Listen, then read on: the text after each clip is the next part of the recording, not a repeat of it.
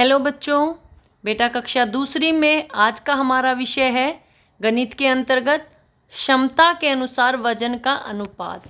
मतलब किसी आदमी का वजन कितना होता है या किसी जानवर का या किसी ऐसी चीज़ का जिसमें वजन होता है वो कितना वजन सहन कर सकती है, उसका आज अनुपात मतलब अंदाज़ा लगाएंगे। ठीक है, तो चलिए वर्कशीट को हल करते हैं।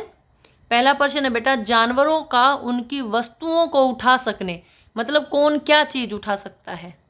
ठीक है, उसके हिसाब से मिलान करना है। पहला कुत्ता बताओ क्या उठाएगा। लकड़ी का गट्ठर उठा लेगा, इतना बड़ा नहीं उठा पाएगा।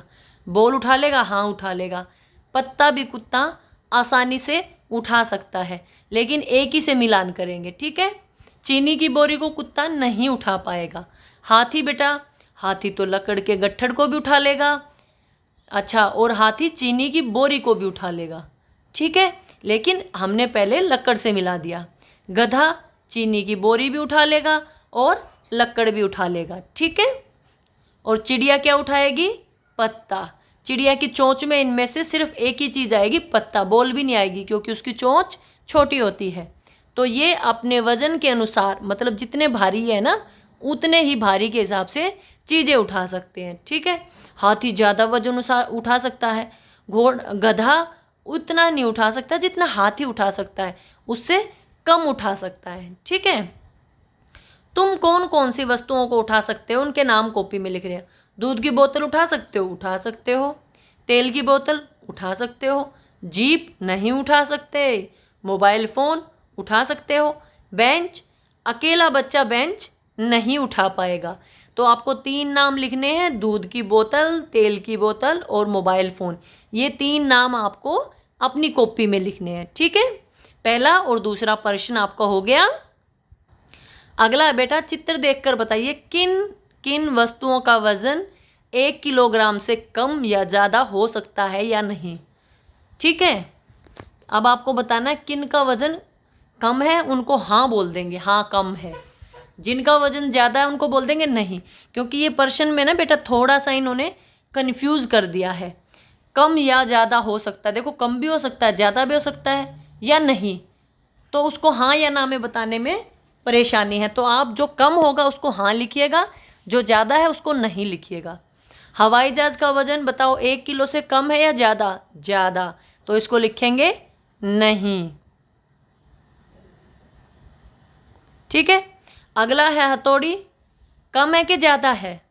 ये कम होएगी, वैसे ये ज़्यादा नहीं हो सकती, बराबर हो सकती है। ठीक है, लड़की बिल्कुल ज़्यादा होएगी, तो इसका आ जाएगा नहीं। जहाँ मैंने कम लिखा है यहाँ पे हाँ आएगा। ठीक है, चूहा, चूहा तो बेटा छोटा सा होता है, उसका आ जाएगा हाँ। बैग, आपका जो स्कूल का बैग है बेटा उसमें कितनी कापियाँ होती हैं, कितनी किताबें होती हैं, तो नहीं हो जाएगा क्योंकि वो 1 किलो से ज़्यादा होता है। ठीक है, और तितली, तितली तो बिल्कुल छोटी सी होती है, तो उसका वजन 1 किलो से कम होगा, तो लिखेंगे हाँ। ठीक है, ठीक है बेटा, देखिए मैंने सबके सामने लिख दिया। जो 1 किलो से ज़्यादा होंगे उन सबको नहीं लिखा है, और जो 1 किलो से कम होंगे उन सबको हाँ लिखा है। ठीक है, अगला प्रश्न आपका, निम्न में से गिन कर और तोल कर ली जाने वाली, कुछ चीज़ों को आप तोल कर लेते हो, कुछ को गिन कर लेते हो, होता है ना ऐसा। जैसे आपको काम करना है, पेंसिल लेके आते हो तो गिन कर लाते हो ना, 1 पेंसिल दे दो, 2 पेंसिल दे दो। इरेजर को गिन के लाते हो, तोल के तो नहीं लाते ना कि इरेजर को तोल दो, पेंसिल को तोल दो, पेन को तोल दो, कॉपी को तोल दो, ऐसा नहीं होता ना। अच्छा, जो खाने पीने की चीज़ें होती है उसमें भी गिन कर लाते हैं। जैसे केला है बेटा, गिन कर लाते हैं ना, उसको तोल के तो नहीं लाते ना। लेकिन जो चाय पत्ती है, चीनी है और फल है, बाकी सब्जियां हैं, सबको तोल कर लेके आते हैं। तो अब बताओ पेंसिल को कैसे लाएंगे? गिन कर। चाय पत्ती को तोल कर, केले को गिन कर, सब्जियों को तोल कर और चावल को तोल कर। ठीक है, तो इस तरह से गिन कर ली जाने वाली वस्तुएं कौन कौन सी हुई आपकी? पेंसिल और केले। और तोल कर ली जाने वाली क्या क्या हुई आपकी? चाय पत्ती, सब्जियां, चावल। ठीक है, इनके नाम लिख लीजिए। ठीक है बेटा, गिन कर लेंगे पेंसिल, केले, और तोल कर लेंगे चाय पत्ती, सब्जियां, चावल। और ऐसी और भी वस्तुओं की सूची बना सकते हो जो आपके घर में हो कि ये आप कैसे लाते हो, उनके नाम लिख लीजिएगा। ठीक है। अगला प्रश्न है बेटा, भारतीय मुद्रा को रुपए और पैसे में गिना जाता है। मुद्रा यानी धन, पैसे, जो भी भारत में पैसे चलते हैं ना बेटा, उनको मुद्रा बोलते हैं। ठीक है, उसको हम रुपयों में गिनते और पैसों में गिनते हैं, लेकिन अब पैसों में नहीं गिनते, पहले गिनते थे। अब तो सीधे रुपए आने लग गए। पहले 10 पैसे, 20 पैसे, 50 पैसे, 25 पैसे ऐसे होते थे, और इनमें चीज़ें भी आती थी, लेकिन अब नहीं आती हैं। अब सीधा बेटा किस में आती हैं? रुपए में आती हैं, क्योंकि 1 रुपये से ही सारी चीज़ें अब आरंभ होती हैं। अब पैसे की वैल्यू बढ़ गई है, मतलब पैसे रुपए बन गए और रुपए में सारी चीज़ें आने लग गई। ठीक है। अब देखिए, 1 रुपये में कितने पैसे होते हैं? 100 पैसे। ठीक है। अब 2 रुपये में कितने हो जाएंगे बेटा? 200। 3 रुपये में 300। 4 रुपये में 400। समझ आया? जो आपका पहला प्रश्न है वो यही है। 1 रुपये में बता दिया 100 पैसे हैं, तो 3 रुपये में कितने हो जाएंगे? 300। 4 रुपये में 400। 7 रुपये में 700। सबको 100 से गुना कर दिया, और 100 से गुना ना करे तो मुँह ज़बानी कर ले। 1 में 100 थे, 2 में 200, 3 में 300, 4 में 400, 5 में 500, इसी तरह से बढ़ाते चले गए। ठीक है, हो गया। अगला है 1 रुपया 50 पैसे। 1 रुपया 50 पैसे, इसको इकट्ठा लिखना है, जोड़ के लिखना है। 1 रुपये में 100 पैसे हो गए बेटा, और इसमें 50 और जोड़ दीजिए, 150 पैसे हो गए ना। इसी तरह अगर 2 रुपये हो जाएंगे तो 250 हो जाएंगे, 3 रुपये हो जाएंगे तो 350 हो जाएंगे, और बेटा अगर 4 रुपये हो गए तो 450 हो जाएंगे। इसको आप बिना लिखे भी मुँह ज़बानी भी कर सकते हो। जब 5 रुपये हो जाएंगे तो 550 हो जाएंगे। ठीक है, ये जो रुपए हैं इसमें जोड़ते जाओगे ना, क्योंकि उसमें 100 होते हैं और साथ में 50 पैसे हैं, तो वो 550 हो जाएंगे। ठीक है, देखिए 2 रुपये 50 पैसे में 250, 4 रुपये 50 पैसे में 450, 5 रुपये 50 पैसे में 550। ठीक है। ठीक है, अगला है बेटा पैसों को रुपए में बदलना। अभी जैसे किया था ना, उसका उल्टा करना है। 1 रुपये में 100 पैसे होते हैं, अब उल्टा कर दो। 100 पैसे में 1 रुपया आपके पास। ठीक है, तो 200 पैसे हो जाएंगे तो 2 रुपये बन गए। 300 पैसे हो गए तो 3 रुपये बन गए।